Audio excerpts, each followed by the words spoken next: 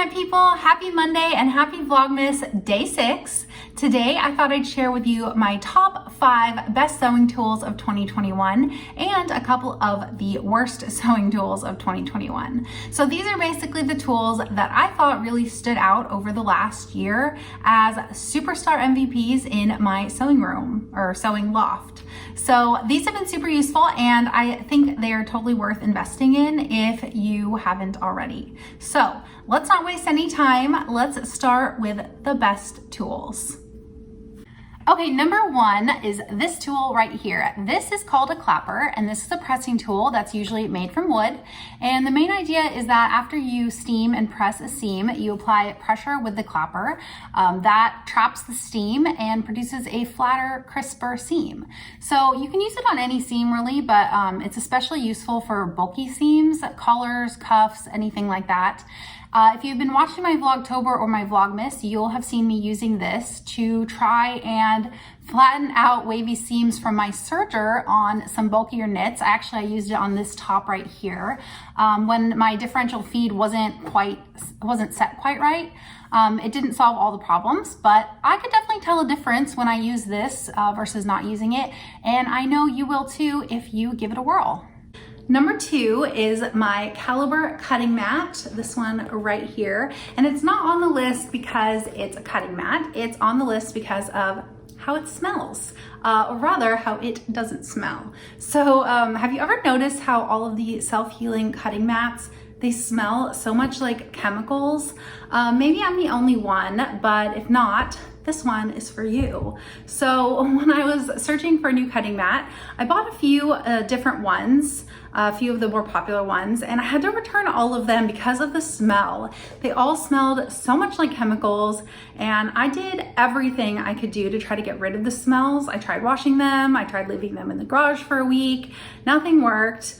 So anyways, I was on the hunt for a cutting mat that didn't smell. So I came across this brand on Amazon, and I'm happy to report there is no smell at all. And I'm not even particularly that sensitive to smells, but I don't know, there was something about those cutting mats that just like really bothered me, and I store it under my bed and I could just like smell it all the time and I hated it. Anyways, I'm really happy with this one. It performs just like any other cutting mat, so it's pretty unremarkable, but there's no smell, which is the most important thing. Number 3 is paper, and not just any paper. You know, the paper that goes over the table that you sit at the doctor? Yeah, that paper. So I've been using it for tracing patterns lately, and I think it is a great paper option. It's pretty inexpensive. It has good transparency for tracing. It does crinkle quite a bit, I'm sure you know from sitting on it, but I haven't really had any problems with it. I actually really love Swedish tracing paper, but I think it's best for like fancier applications like preserving patterns or tracing off like a tried and true pattern that you've already perfected the fit of or something like that. This medical paper is very inexpensive, so you can use it without worrying about wasting any of it if you're just like practicing pattern making or rough drafts or pattern alterations or anything like that. So I would recommend that if you're looking for an inexpensive paper option. I bought mine on eBay. I'll put a link to it down below, of course. Everything will be linked below. But yeah, I would highly recommend the paper that you sit on at the doctor for your pattern making needs. Okay, number 4 is my daylight slimline lamp. This isn't really a tool for sewing specifically, but lighting will definitely make a huge difference in the quality of your sewing, and your eyes will thank you by continuing to let you see what you're working on. So when I first came across this lamp here, I thought, no way, I'm not paying that much for a lamp. But I did tons and tons of research and looking for cheaper options, and I finally gave in because it really was the best choice for me. It clamps on to my table here, and it's super adjustable. You can adjust the arm here, and you can adjust it this way like that. And you can point it exactly where it needs to be, and you can see how bright the sewing space is compared to over here. So it's actually also really great because I set up my ironing board and my sewing table in an L, and so what I do is I just swing it over the ironing board, I swing it over the sewing machine, and so it's like a 2-for-1 special. And the other thing I really liked about it was it's very sleek and it doesn't really get in the way. It's very aesthetic and it's not super bulky like some of the other sewing lamps out there that I've seen. So I actually use it in conjunction with an overhead shop light up here, and the two work really well together, and I would definitely recommend it. Okay, number 5 are Wonder Clips. You probably have and use these cute little clips already, so you're probably aware of how amazing and useful they are. But I'm gonna be totally honest, I was a little bit skeptical of them. I thought, pins, they seem to work just fine. Why reinvent the wheel? I don't really need those. I'd rather spend my money on fabric. But the hype finally got to me and I bought them earlier this year. They're actually a little bit life-changing. So I find them most useful when sewing 2 things. Knits and super slippery fabrics. I find that regular pins, they just sort of fall out of these types of fabrics.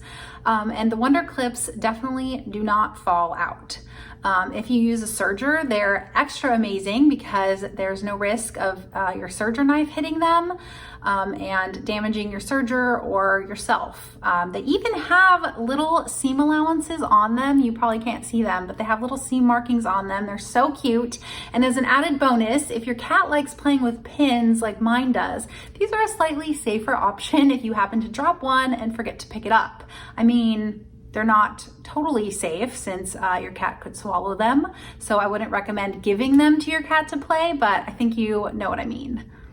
Okay, now let's move on to the worst sewing tools of 2021. I only have 2, well, maybe like 1.5. And number 1 is this loop turner thing. I can't get this thing to work. I don't understand it.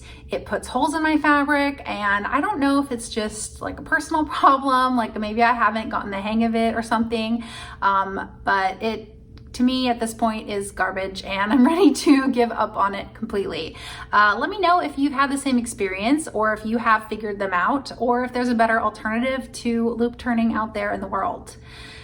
Last but not least are these classic sewing rulers, and different brands make them. Now, don't get me wrong, I actually love these rulers and I can't imagine using anything else to sew with, but I keep melting them with my iron. Like look at this one, I've totally melted it because when I'm pressing, like doing a hem and pressing, measuring and pressing with the iron, I warp them. So I have a few warped ones. So I guess the ruler is not terrible. It's not a terrible sewing tool by any means, but I kind of feel like it should be made out of some sort of like non-melting and non-warping material. Thoughts? What are your thoughts on this? So yeah, that's it. I don't really have a lot of sewing tools that I felt like were all that terrible. Everything has been pretty useful in some way or another. So that's that. Those are my top 5 favorite sewing tools of 2021 and a couple of the worst sewing tools of 2021. So let me know, what are your MVPs of 2021 when it comes to sewing notions and tools, and also let me know if there's anything out there that has been an absolute dud for you. Last thing before you go, let's open day 6 of the Kylie and the Machine Advent Calendar and see what labels we have today. Day 6, oh, it's the sewing machine here.